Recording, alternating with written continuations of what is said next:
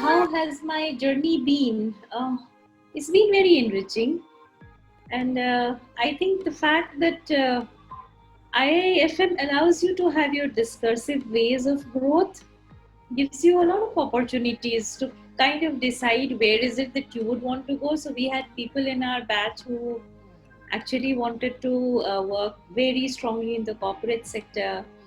We had people who wanted to be social activists, and then we had people who wanted to get into some semi-governmental kind of setup. And I think so it allows you to grow discursively, and that was the beauty of it. When I graduated, I had a job with uh, a corporate and with ActionAid, and I thought I would give ActionAid a try. That was the first time that they were hiring out of campus. And that 1 year, I thought I would go in for a year and kind of look, explore, and maybe come back. That 1 year hasn't ended. It's been almost 20 now. But it's been very enriching growth for me personally, spiritually. Uh, I feel I feel that I have humbled a lot over the years. Uh,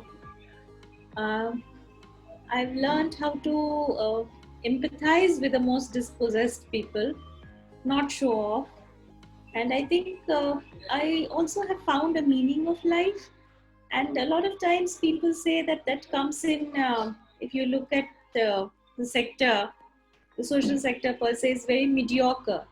But my academics were always good. And post IIFM, I did have time to actually get into XLRI, which I did one small course from there, and then again to London School of Economics with a good scholarship.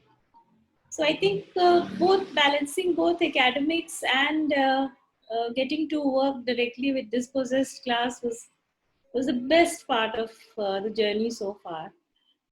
So yeah, I don't know if I make a lot of sense, but yeah, it's been a very enriching, very deepening, very humbling, and it kind of makes you wiser and also very down to earth. So that's been, in a nutshell, my journey.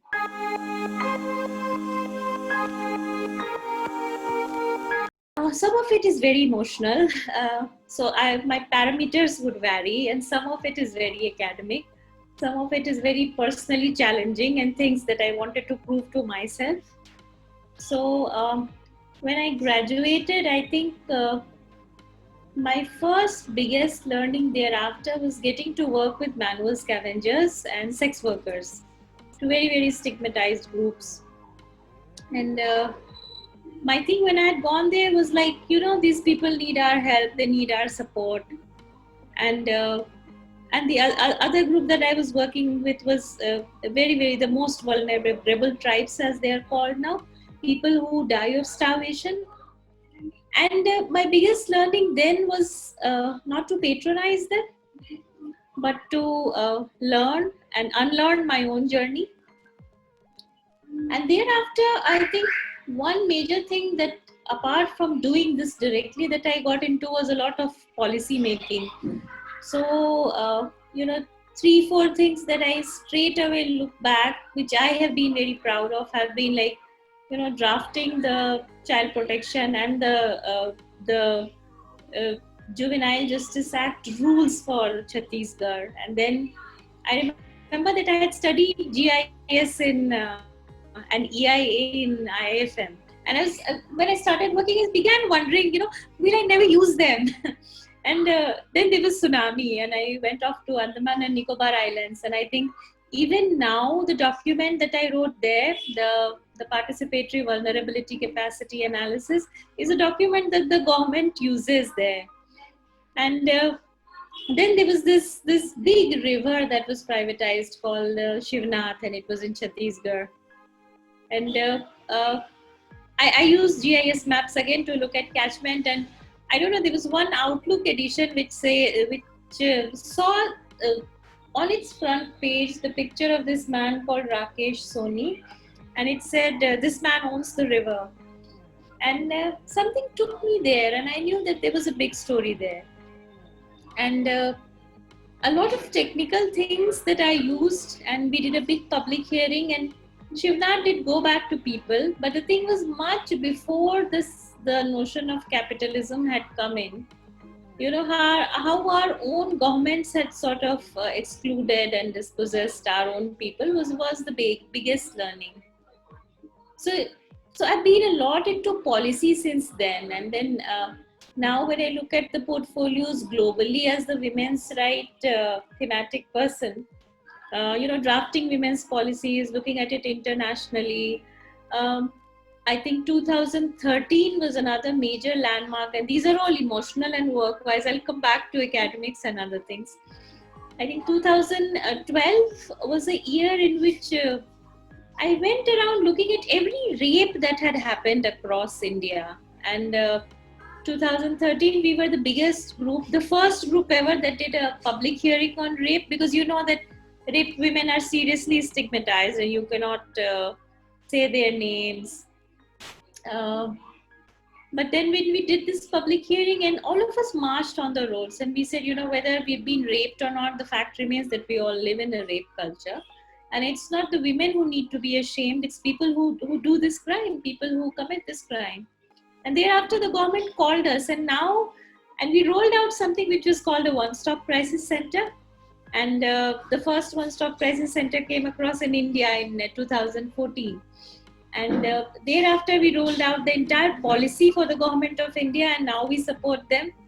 So, we've looked at over 60,000 incidences of violence, and somehow nothing shocks me anymore, but I haven't got used to the vulgarity, and I think that remains the beauty of it.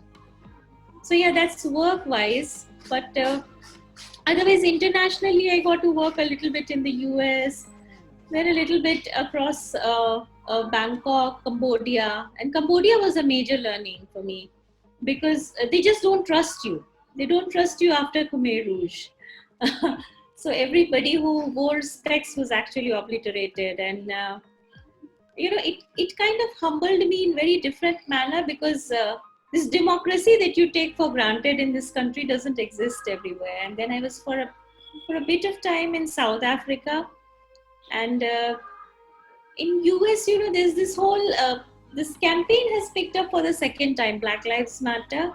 But along with Black Lives Matter, what really struck me was that women were practically invisible. So you also have a parallel campaign called Say Her Name Now.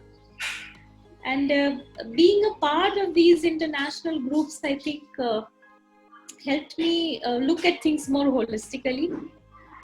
And that was one. But I think academically, I don't want to talk about my growth in terms of position, because I don't look at it as growth. I find that very linear. So when I became a program manager and then a regional manager and then now a director or a global thematic person or something, I don't look at that as a part of growth, but it's how internally you grow and how complex your issues become and how humbled you are and how wise you become. I'm not saying I'm very wise, by the way.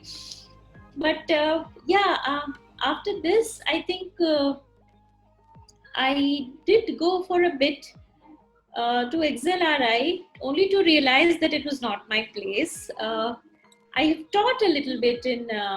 I used to teach in Ambedkar University. They were one of their main courses in Delhi, and a bit here and there in JNU, which is a university that gives you a kick the moment you enter. And then on a whim, I just applied for Chevening and got the scholarship, and went off to London School of Economics to study something which is very new, and had Amartya Sen as one of my guest faculty. So I studied feminist economics in London School of Economics, and that was really cool because after a very long time, I was a student. I was like a nobody, and people didn't know me. But London again teaches you because it's very pluralistic as a place. Every second person is from a different continent and speaks a different language and interacts with you very differently. So I think this whole notion of diversity and pluralism really seeped in after LSE.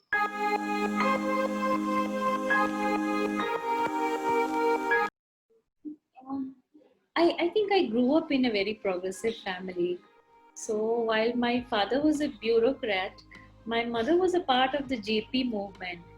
So I grew up in this extremely dichotomous circumstances where you had one person really supporting the state, and then you had one person always being that mole, the angry activist, and saw both. So I think uh, imbibed them as I grew up. Uh, the other thing has been the resilience that I have seen. For instance, and I can name many. Uh, one woman who was raped, and her hands and legs were chopped off while that happened.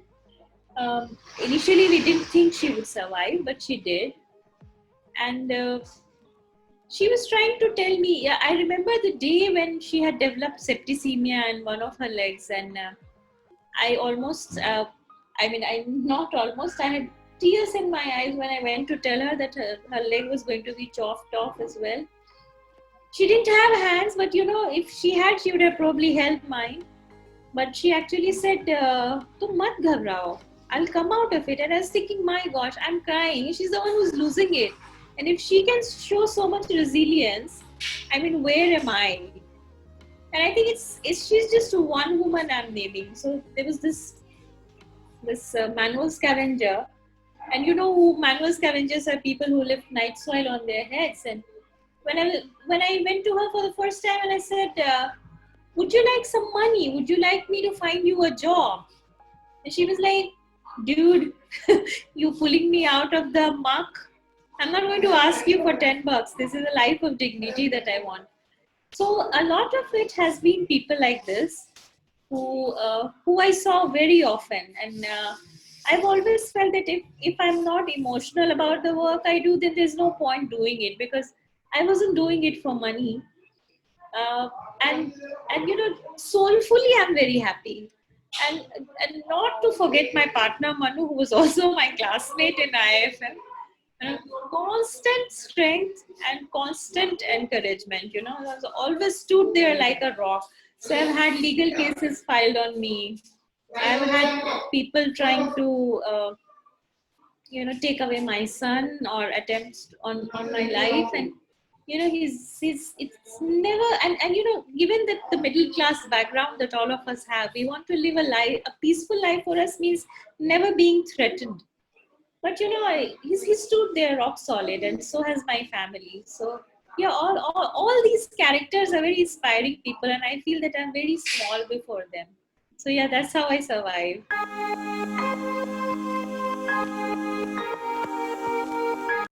Oh my gosh, I have so many. I have kind of taken a picture in my heart, and when I graduated, there were times when I would just get depressed because I was not inside IFM campus anymore.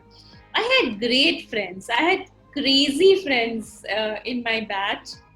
People who protected me, people who fought with me, they loved me. And I remember that, there's so many instances, so many. Like, two of my classmates, there's actually a snake sitting on their table, and they are pretending that it's actually Maggie is giving you this snake free of cost. So they actually go and hit it, and then only to realize that it's a real snake. And then you see the ballyhoo that happens in the entire campus. I love the lantana and bambusa parties. I love the birthdays. That was my only way to burn calories then, because we would dance through the night. I remember that we had Samir Singh in our batch, who was an IITian, and everybody would look up to him like that. And he was such a crazy guy because he was non-serious, completely non-serious. And I fell in love in IFM. But I know that, but I find it so difficult to name one single person. But like, there was Yogesh Gore, who now teaches at Kodi. Very protective, very protective. Then there was, oh my God, there's so many. Then there was Maitri Charnu, who died a year after we graduated, who was one of my closest pals, and we used to stay in the same room. Then there was this poet called Asim Hasnan. Then there was Bappa, and I think every batch has a Bappa who would eat up all our food, but I still love him. Oh my gosh, he's such a high integrity human being.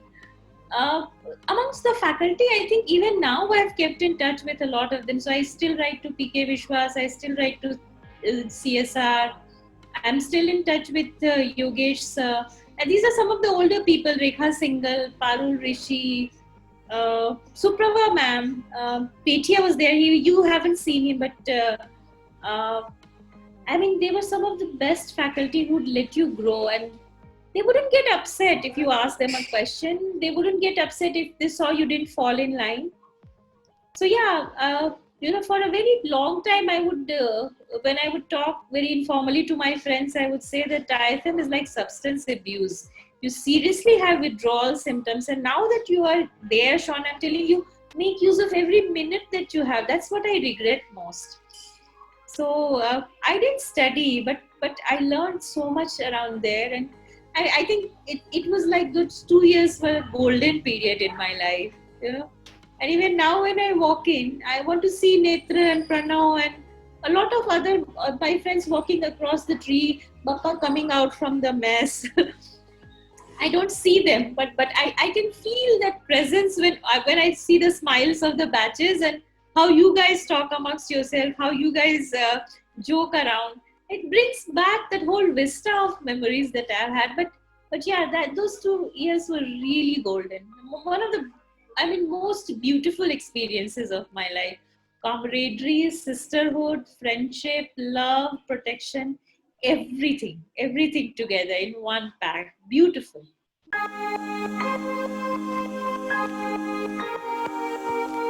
Well, I would say certainly study. Number two is make friends, really go out with them, because these are people who will stay with you for your entire life.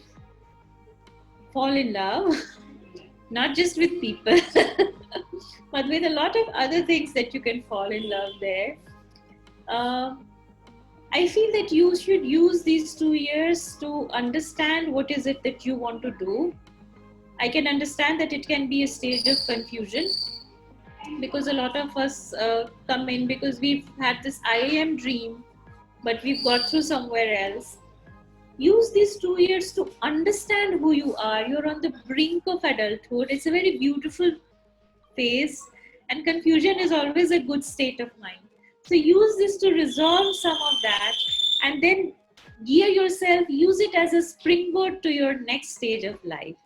And that is what you must do when you come here. But thoroughly enjoy, never leave enjoying these 2 years that you have.